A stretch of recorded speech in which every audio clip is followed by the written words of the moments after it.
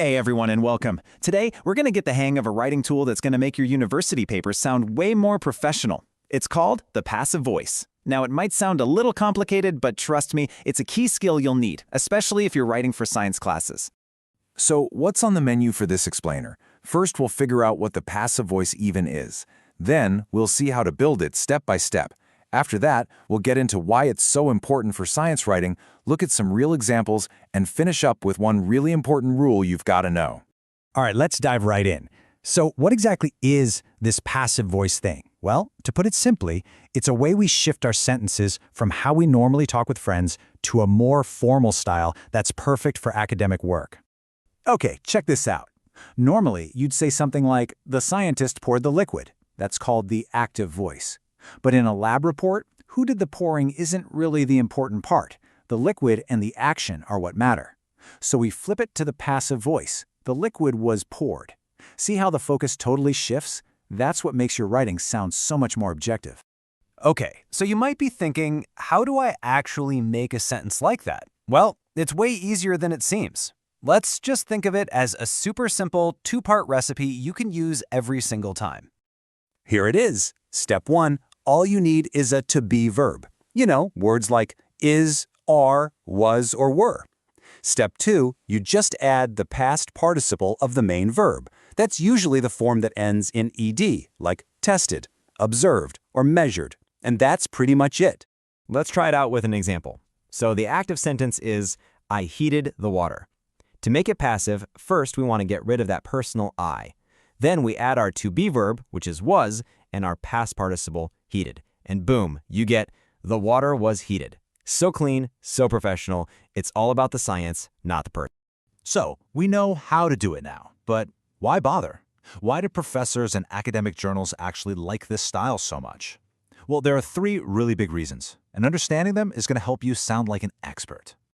These are the big 3: objectivity, focus, and tone. Objectivity just means you're letting the facts be the star of the show, without any of your own feelings mixed in. The focus stays on the process. The experiment is the hero here, not you. And finally, it just gives your writing that serious, academic tone that's expected at university. This is a perfect example of what I mean. Saying "I think" is, just your personal opinion. But when you write "the results are considered accurate," it sounds like a conclusion that's based on solid evidence. It's a small change in words, but it makes a huge difference in how professional you sound. Okay, enough theory. Let's see how this actually looks in the real world. We're going to check out a few examples from different kinds of university papers so you can see just how common and useful this skill is. First up, a situation you'll probably find yourself in, writing a lab report for your biology class.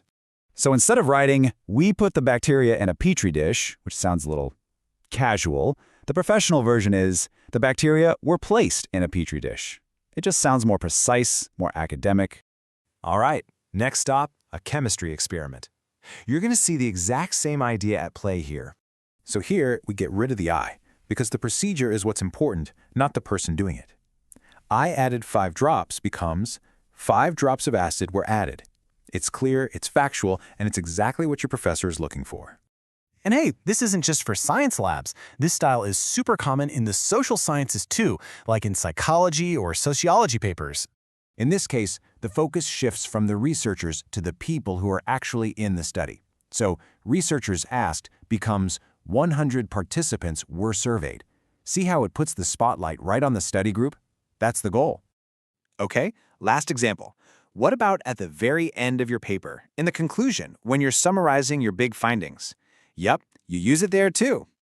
Now this is a subtle one, but it's really powerful. "We found a link" is okay, but "a correlation was found" sounds more like an official discovery. It presents the finding as a fact that the research itself uncovered, which just sounds stronger. Before we finish up, there is one super important grammar rule you have to know. Getting this right is the key to using the passive voice correctly and avoiding a really common mistake. And here it is. You always have to match your to-be verb with your noun. So if the noun is singular, meaning just one thing, you have to use was. For example, the sample was tested. One sample, so we use was. But if the noun is plural, meaning more than one, you must use were. The samples were tested. It's a small detail, but it makes all the difference. So you can think of it like this. Learning the passive voice is kind of like learning a new code for academic writing. It might feel a little weird at first, but once you get some practice, it will make your writing sound so much stronger and more professional. And that brings us to the end. So now, I've got a challenge for you. Go find an old report or an essay you've written, look for all the sentences where you used I or we, and try changing them into passive sentences. It's honestly the best way to practice. Thanks so much for joining this explainer.